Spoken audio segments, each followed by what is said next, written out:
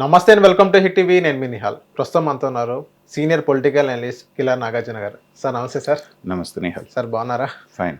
Sir Vijayasai Reddy గారు జగన్మోహన్ రెడ్డి గారికి ఒక కుడిభుజం అని అనుకోవచ్చు. అలాంటి విజయసాయి రెడ్డి గారే వైఎస్ఆర్సీపీని వీడి ఏదైతే రాజ్యసభ సభ్యత్వం అనేది మొత్తం కంప్లీట్గా బయటకు రావడం జరిగింది. అండ్ పాలిటిక్స్తో రాజకీయంతోనే సన్యాసం తీసుకున్నాను అన్నట్టుగానే చెప్పారు.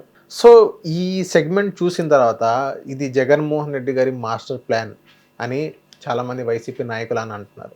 దానికి మీరేమంటారు సార్? జగన్మోహన్ రెడ్డి గారు నెక్స్ట్ విజన్ అంటే నెక్స్ట్ ఆయన ఏం చేయబోతున్నారు, ముందే వ్యూహం రచించి ఆయన రాజీనామా చేయించారంటారా? ఇందాక మీరు అన్నారు మీ ఓపెనింగ్ రిమార్క్స్లో జగన్మోహన్ రెడ్డి గారికి విజయసాయి రెడ్డి కుడి భుజం అనేటువంటిది. అది 2022 వరకు కరెక్టే. 22 తర్వాత ఆ భుజాన్ని తీసి పక్కన పెట్టాడు. ఆయన ఇంకో భుజం తగిలించుకున్నాడు. ఎందుకంటే ఆ టైం వరకు ఆయన 2019లో అధికారంలోకి వచ్చిన తర్వాత రాష్ట్రాన్ని 3 భాగాలుగా విభజించి, మనకి మామూలుగానే ఉంది కదా, ఉత్తరాంధ్ర, కోస్తా ఆంధ్ర, రాయలసీమ, ఈ 3 భాగాలకి 3 సామంత రాజులను ఆయన నియమించుకున్నాడు. వైవి సుబ్బారెడ్డిని ఒకదానికి, విజయసాయి రెడ్డిని ఏమో ఉత్తరాంధ్రకి, ఇంకో దానికి. సో వీళ్ళ ద్వారా తన పబ్బం గడుపుకోవడానికి తనకు రావాల్సిన కలెక్షన్స్, తన మైన్స్ మీద, మిగతా వాటి మీద, వీటి మీద జగన్మోహన్ రెడ్డి గారు ఒక నెట్వర్క్ అనేది ఏర్పాటు చేసుకున్నారు. ఎందుకంటే ఆర్గనైజ్డ్ క్రైమ్ చేయటంలో, తర్వాత ఫైనాన్షియల్ ఈ ఏదైతే మాల్ ప్రాక్టీసెస్ చేయటంలో ఈ ఇద్దరి ట్రాక్ రికార్డు చాలా గొప్పది. ఏది జగన్మోహన్ రెడ్డి గారిది, విజయసాయి రెడ్డి గారిది. కర్త జగన్మోహన్ రెడ్డి లాగా కనిపించినా దాని వెనకాల నుండి ప్రోత్సహించినటువంటి వ్యక్తి, ఏర్పాటు చేసేటువంటి వ్యక్తి విజయసాయి రెడ్డి. కాబట్టి ఆ నెట్వర్క్ ద్వారా జగన్మోహన్ రెడ్డి గారి చేతికి మట్టి అంటకుండా ఈ ముగ్గురిని 3 ప్లేస్లో ప్లాన్ చేసి రావాల్సిన కలెక్షన్ పాయింట్స్ అన్ని వీళ్ళు పెట్టుకున్నారు. అయితే స్వామి కార్యం చేస్తూనే స్వకార్యం కూడా చేసుకున్నాడు విజయసాయి రెడ్డి గారు.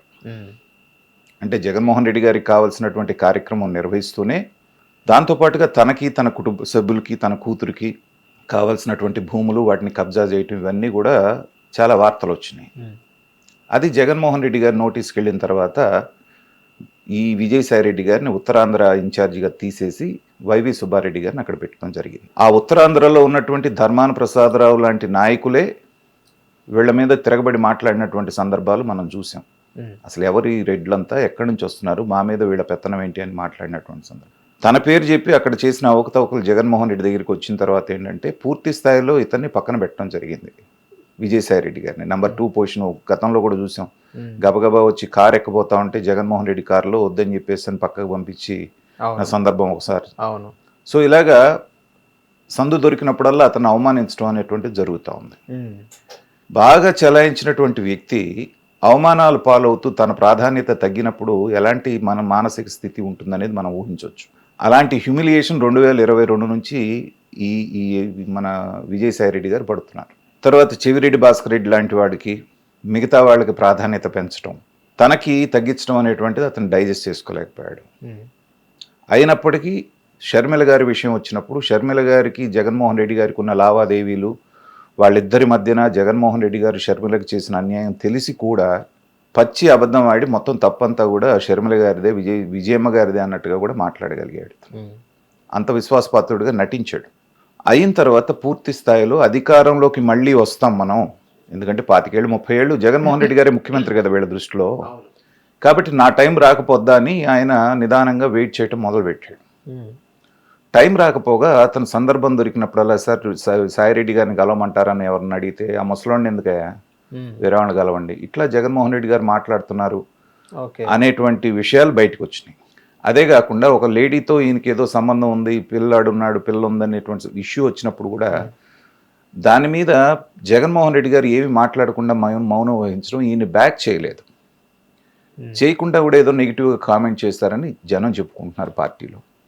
ఇలా అన్నీ కూడా అవమానాలు పాలవుతూ ఈయన భుజాన్ని వేసుకొని ఈయనతో పాటు కూడా నేను జైలు జీవితం అనుభవించాను కదా, ఏంటిది అనేటువంటి హ్యూమిలియేషన్లో ఉన్నాడు. అసలే ప్రభుత్వం మారిన తర్వాత వైనాట్ 175 నుంచి ఆల్మోస్ట్ పార్టీ భూస్థాపితం అయిపోయిన తర్వాత పెద్ద స్కామ్గా బయటకు వచ్చింది కాకినాడ సీపోర్ట్. ఎవరు చెప్తే కాకినాడ సీపోర్టు 4,000 కోట్లు ఉన్నదాన్ని 400 కోట్ల రూపాయలకు వీళ్ళు కొట్టేశారో అందరికీ తెలుసు. అవును. పెద్ద తలకాయ ఎవరనేది అందరికీ తెలుసు. కానీ మధ్యలో ఉండి మొత్తం కార్యక్రమాన్ని చక్కబెట్టినాడుగా ఇప్పుడు మొత్తం అదంతా కూడా వచ్చి ఇతని మెడకు చుట్టుకుపోతుంది. దాని సివియారిటీ ఏంటి అనేటువంటిది, ఆ కేసు సివియారిటీ అనేటువంటిది అందరికంటే బాగా తెలిసినటువంటి వాడు విజయసాయిరెడ్డి. కాబట్టి ఇక దీంట్లో ఇరుక్కుంటే ఉండే కేసులు ఎదురుగా ఉన్నాయి, బీజేపీతో ఉన్న సంబంధంతో దాన్ని ఎలాగో ప్రొలాంగ్ చేసుకుంటూ వస్తున్నారు. కానీ ఇది ఈ క్రిమినల్ కేసు ఇది. సో ఇది ఒకసారి కనుక మొదలైంది అంటే తను ఏం జరుగుతుందో తెలుసు. ఆల్రెడీ ఈడీ ఒకసారి పిలిచింది, రెండోసారి కూడా పిలుస్తున్నారు. ఈడీ అరెస్ట్ చేసే అవకాశం ఉందనేటువంటి వార్తలు కూడా వస్తున్నాయి. ఓకే. ఈ సందర్భంలో నేను ఇంత చేసి నన్ను పార్టీ పట్టించుకోవట్లేదు, జగన్మోహన్ రెడ్డి అసలే పట్టించుకోవట్లేదు. కాబట్టి నా స్కిన్ ఎలా సేవ్ చేసుకోవాలనేటువంటి దాంతోటే ఈ రాజకీయ సన్యాసం అనేటువంటి ఒక డ్రామాకి తెరదీశాడు విజయసాయిరెడ్డి. విజయసాయిరెడ్డి మాట్లాడినటువంటి ఆ 15 నిమిషాల్లో ప్రెస్ కాన్ఫరెన్స్ ఏదైతే ఉందో దాన్ని రాజకీయ పరిజ్ఞానం ఉన్నటువంటి ఎవరైనా కాస్త లోతుగా విశ్లేషణ చేస్తే నర్మగర్భంగా చెప్పాల్సిన విషయాలు చాలా చెప్పాడు. నేను అటు పార్టీకి ఇటు నా పదవికి కూడా నేను న్యాయం చేయలేకపోతున్నాను కాబట్టి నేను రాజీనామా చేస్తున్నాను. ఒకటి అంటే ఇక మీతో రామ్ మీతో నాకు ఉపయోగం లేదు, నాతో మీకు ఉపయోగం లేదు చెప్పేశాడు. రెండవది, నేను రాజీనామా చేస్తే అది నా పార్టీకి ఉపయోగపడకుండా కూటమిలో ఉన్న పార్టీకే ఉపయోగపడుతుంది, రాజ్యసభ సీటు వాళ్ళకే వెళ్తుందని నాకు తెలిసినా నేను రాజీనామా చేస్తున్నాను. అంటే అర్థం ఏంటి? నేను వాళ్ళకి మేలు చేకూర్చడం కోసమే నేను రాజీనామా చేస్తున్నాను, అంతే కదా? అవును. సో నా రాజీనామా దీన్ని మీకు త్యాగం చేస్తున్నాను కాబట్టి నన్ను కాస్త మీరు చూసుకోండి అని కూటమికి కూడా ఒక అప్లికేషన్ పెట్టాడు. దాని ద్వారానే ఎలా జాతీయ స్థాయిలో నేను పనిచేయటానికి అవకాశం ఇచ్చినటువంటి మోడీ గారికి, అమిత్ షా గారికి ధన్యవాదాలు. జాతీయ స్థాయిలో చేయడానికి నీకు అవకాశం ఇచ్చింది ఎవరు? జగన్మోహన్ రెడ్డి. అవును. వాళ్ళకి ఎందుకు ధన్యవాదాలు? ఓకే. అంటే ఈ సీటు మీకు ఇస్తున్నాను కాబట్టి నన్ను కాస్త చూసుకోండి. అలాగే నోటికొచ్చినట్టల్లా మాట్లాడినటువంటి చంద్రబాబు నాయుడు గారి కుటుంబంతో నాకు వ్యక్తిగతమైన విభేదాలు ఏవి లేవు. అంటే అయ్యా కాస్త చూసుకోండి ఆ కేసులో, నన్ను మిమ్మల్ని నేనేం అనలేదు, ఎవరు అనమంటే అన్నాను. పవన్ కళ్యాణ్ గారు నాకు మంచి మిత్రుడు, అందుకే నేను విమర్శించట్లేదు. ఇవన్నీ ఏంటంటే అప్లికేషన్లు పెట్టుకోవటం. నేను మీకు ఒక సీట్ ఇస్తున్నాను, పక్కకు తప్పుకుంటున్నాను, జగన్మోహన్ రెడ్డి కుడి భుజంగా ఉన్న నేను ఇవాళ వ్యవసాయం చేసుకుంటూ ఉంటున్నాను, ఆయన స్ట్రెంగ్త్ తగ్గిస్తున్నాను, కాబట్టి నన్ను కాస్త దీని నుంచి బయటేయండి అని. ఇంకో ముఖ్యమైన విషయం ఏంటంటే